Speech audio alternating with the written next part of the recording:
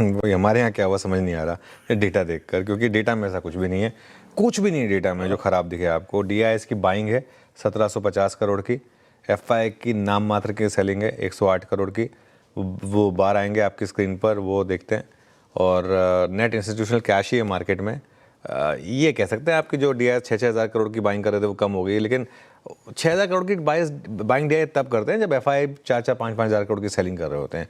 वो ज़रूरी नहीं है कि उनको रोज़ उतनी बाइंग करनी है। जब FI नहीं सेलिंग कर रही तो DI को उतनी बाइंग करने की ज़रूरत नहीं है। तो उस हिसाब से वो कोई डेटा पॉइंट नहीं है जिससे आपको नर्वस होना चाहिए। लेकिन इंडेक्स फ्यूचर में बाइंग है 50-55 करोड़ की, सही छोटी मोटी सही, लेकिन है तो बाइंग। स्टॉक फ्यूचर्स में मामूली सेलिंग है 1,000 करोड़ के करीब की। लेकिन एक चीज़ जो कल स्क्रीन चिल्ला चिल्ला के कह रही थी, निफ्टी वर्सेस बैंक निफ्टी। कल निफ्टी वीक था, बैंक निफ्टी स्ट्रांग था, और ये डेटा दिखा रहा है। ये एक चीज़ है जो डेटा में है। निफ्टी फ्यूचर में FI की बाइंग सेलिंग है 600 करोड़ की, और बैंक निफ्टी में 600 करोड़ की बाइंग है। और अगर आप देखें तो बैंक निफ्टी फ्यूचर्स में 27 नवंबर के बाद का सबसे बड़ा बाय नंबर है, वो टेबल आएगी आपकी स्क्रीन पर। इनफैक्ट 5 दिन हो गए अब बैंक निफ्टी में बाइंग है लगातार।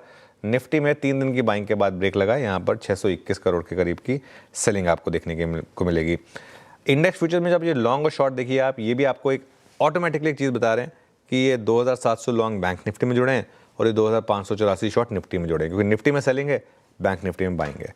स्टॉक फ्यूचर्स में थोड़े से लॉन्ग ऐड हुए हैं, लेकिन काफ़ी ज़्यादा शॉर्ट ऐड हुए हैं। 13,000 लॉन्ग ऐड हुए हैं, 45,000 शॉर्ट ऐड हुए हैं। FIs का लॉन्ग शॉर्ट लगातार इंप्रूव हो रहा है, 8.86 से बढ़कर अब वो 12.73 पर आ गया है, और छठे दिन लगातार ये सुधार है, और 4 दिनों में करीब करीब 18,000 नेट शॉर्ट कवर हुए हैं।